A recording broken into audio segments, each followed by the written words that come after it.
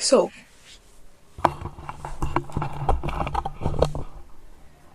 books set in elite institutions. Let's go for it. So I've divided this into different categories like the previous video. If you haven't watched it, it's going to be some over here.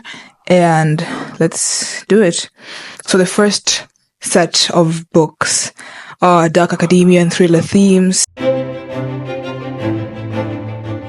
I've already made a video of 36 dark academia book recommendations. If you want to check that out, you can check that out. So the first book is The Secret History by Donna Tartt. It's over here. Perfect, amazing, demure.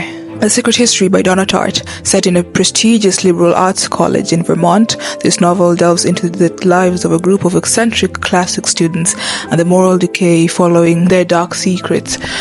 Okay, this is controversial because a lot of people usually say that, the book that The Secret History, where it's set in Hampton College, is an elite institution, but I feel like it's just a normal college, and the 5 students who are the classic students are the ones who isolate themselves from reality and they make the eliteness of the institution. But I don't think that Hampton College is necessarily selective or that kind of vibe. Just think that it's a normal school, but it's the students that make it, the 5 students that make it mysterious. Next book is If We're Villains by Emil Rio. Also talked about it in my 36 Dark Academia book recommendations. At an elite arts college, a group of Shakespearean actors become entangled in a mystery involving betrayal and murder. The Atlas 6 by Olivia Blake. Set in a secretive society tied to a prestigious academic institution, this novel follows 6 exceptional individuals competing for a place in the Alexandrian society. Bunny by Mona Awad. A graduate student at an elite MFA program is drawn into a bizarre clique leading to surreal and sinister events. A Deadly Education by Naomi Novik. Okay, I've never talked about this book in this channel, so set in the Scholomance, a magic school with high stakes, this novel is a darkly whimsical take on the elite academic setting. Now the next category, I have 2 books in this category, classic literature. And the first book in this category is Brideshead Revisited by Evelyn Waugh. The Sacred and Profane Memories of Captain Charles Ryder is a novel by the English writer Evelyn Waugh, first published in 1945. It follows from the 1920s to the early 1940s the life and romances of Charles Ryder, especially his friendship with the Flights, a family of wealthy English Catholics who live in a palatial mansion, Brideshead Castle. Ryder has relationships with 2 of the Flights, Lord Sebastian and Lady Julia. The novel explores themes including Catholicism and nostalgia for the age of English aristocracy. And then The Picture of Dorian Gray by Oscar Wilde, also talked about it in a previous video.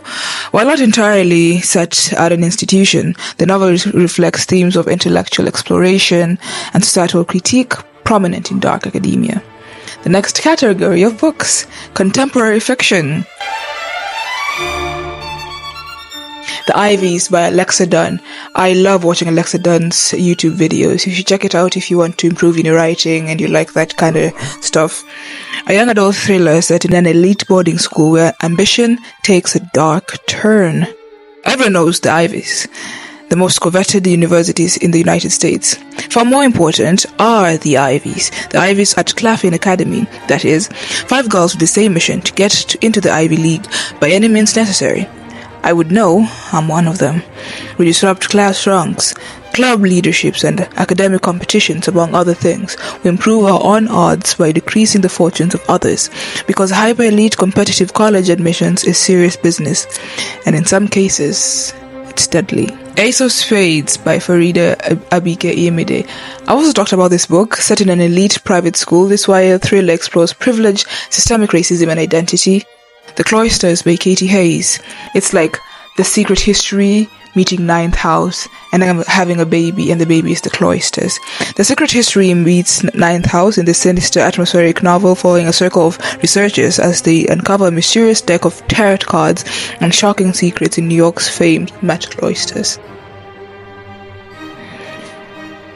Then the last book in this category, we have Black Chalk by Christopher J. Yates.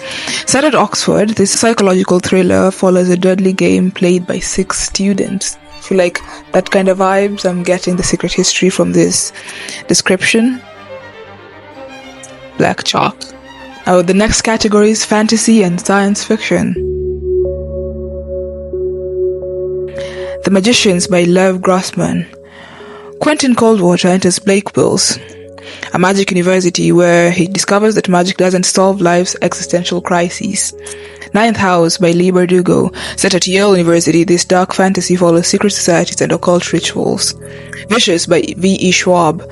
Two brilliant college roommates discover the science behind superpowers, but the rivalry spirals into revenge. Boarding school settings. Never Let Me Go by Kazuo Ishiguro. Set in an elite boarding school, this haunting story explores identity, morality, and the purpose of life. Hailsham seems like a pleasant English boarding school, far from the influences of the city. Its students are well tended and supported, trained in art and literature, and become just the sort of people the world wants them to be.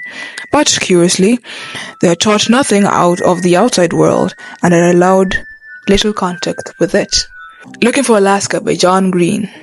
Looking for Alaska is a 2005 young adult novel by American author John Green, based on his time at Indian Springs School. Green wrote the novel as a result of his desire to create meaningful young adult fiction. The characters and events of the plot are grounded in Green's life, while the story itself is fictional. The Disreputable History of Frankie Lando Banks by E. Lockhart. A feminist take on elite boarding school culture, secret societies, and the power dynamics of privilege. Interesting. Frankie Lando Banks, at age 14, debate club, fathers Bonnie Rabbit, a mildly geeky girl attending a highly competitive boarding school. Frankie Lando Banks, at age 15, a knockout figure, sharp tongue, a chip on her shoulder, and a gorgeous new senior boyfriend, the supremely goofy, word-obsessed Matthew Livingstone. Frankie Lando Banks, at age 16, no longer the kid of girl to take no for an answer and possibly a criminal mastermind. This is the story of how she got that way. Frankie Lando Banks, no longer the kind of girl to take no for an answer, especially when no means she's excluded from my boyfriend's all-male secret society. Not when her ex-boyfriend shows up in the strangest of places. Not when she knows she's smarter than any of them. When she knows Matthew's lying to her. And when there's so many pranks to be done. Last book in this list, Prep by Curtis Sittenfeld. Curtis Sittenfeld's debut novel, Prep, is an insightful, achingly funny coming-of-age story, as well as a brilliant dissection of class, race, and gender in a hothouse of adolescent angst and ambition. Liv Yora is an intelligent, observant 14-year-old when her father drops off in front of her dorm at the prestigious adult school in Massachusetts. She leaves her animated, affectionate family in South Bend, Indiana, at least in part because of the boarding school's glossy brochure, in which boys in sweaters chat in front of old brick buildings, girls in kilts hold lacrosse sticks in pristinely mown athletic fields, and everyone sings hymns in chapel. That was the final book in the list, but to add one extra book, obviously Harry Potter, set in an elite school institution, follows the story of a dude named Harry Potter, his friends, bunch of magic stuff, Snape, dude without a nose, this other guy who's evil and just chasing after a young boy. Yeah, that is the plot of Harry Potter. So if you liked this, don't forget to like, comment, share, and subscribe. Next, I will be making a video on books that Henry Winter would read, so if you're into that type of stuff, be sure to stick around.